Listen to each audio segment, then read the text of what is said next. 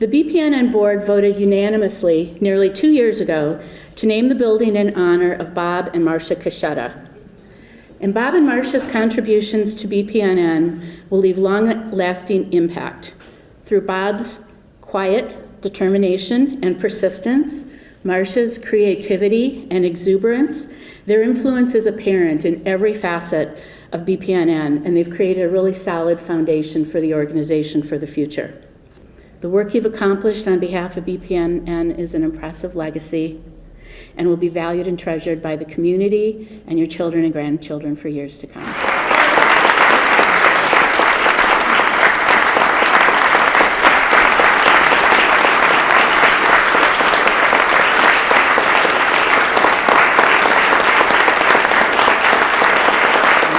This has not been a 1 or 2 person job.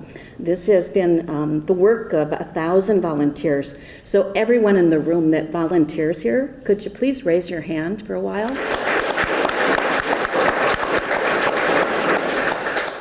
Nobody ever thinks you'll get an honor like this, and it's very humbling.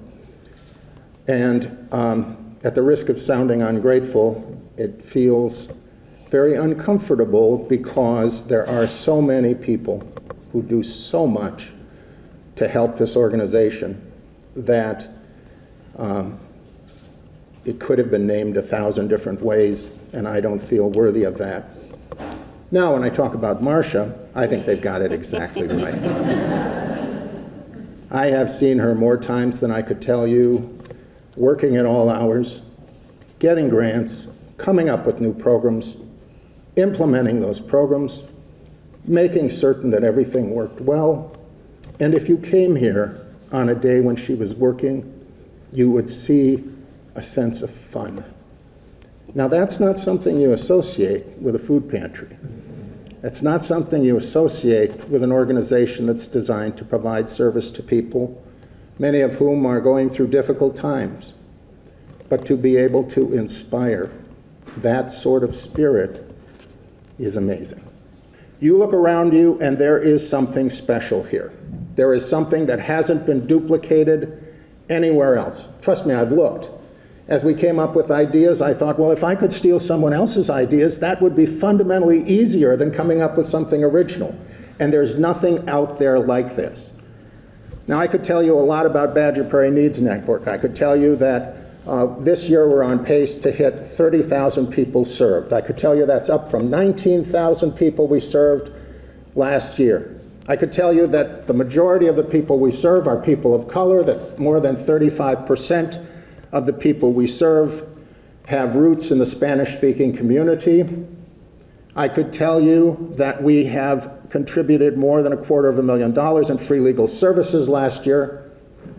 I could give you all kinds of statistics, all of them true, all of them accurate, none of them capturing what Badger Prairie Needs Network is about. What this place is about is love. It's about the common notion that we care for one another, not because we have to, but because we should. It's about the notion that those people who come to us and need service are our neighbors and our friends. They're people who are us. And unless and until we break down those borders of us and them, we don't stand a chance. We have had the benefit of significant, important, vital partnerships. And I know, it's easy to bash government. People do it all the time. It's part of our First Amendment right. But government acts best when it helps those who cannot help themselves. Government serves a vital purpose when it gets things done. They're extraordinary people, and I know this isn't about Bob and Marcia, but it is. Kindness, caring, people that do the right thing. Bob's got a law office. He's a lawyer. He should be making all sorts of bucks there. He's doing all this work and for nothing, and absolutely helping people every single day. And Marcia is doing the same, and they're just good friends and good human beings.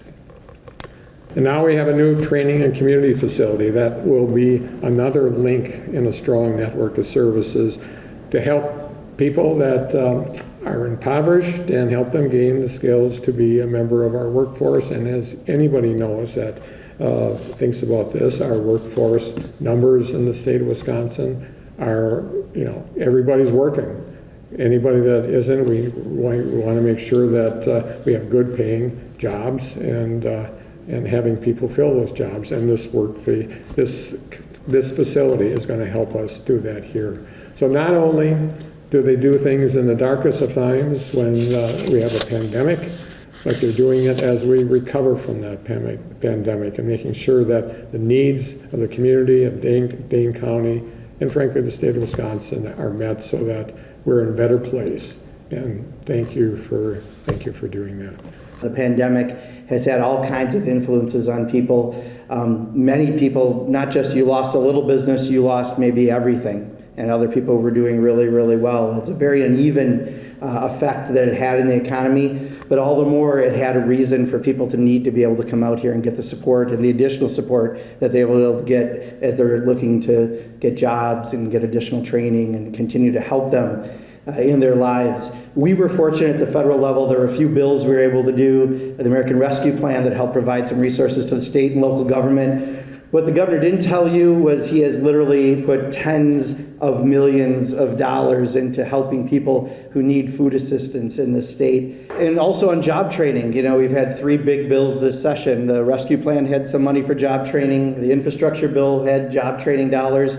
And most recently, the Inflation Reduction Act had some specific dollars for job training. So I'm looking forward to seeing this program, this building, do all the work that we know it can do to help so many people.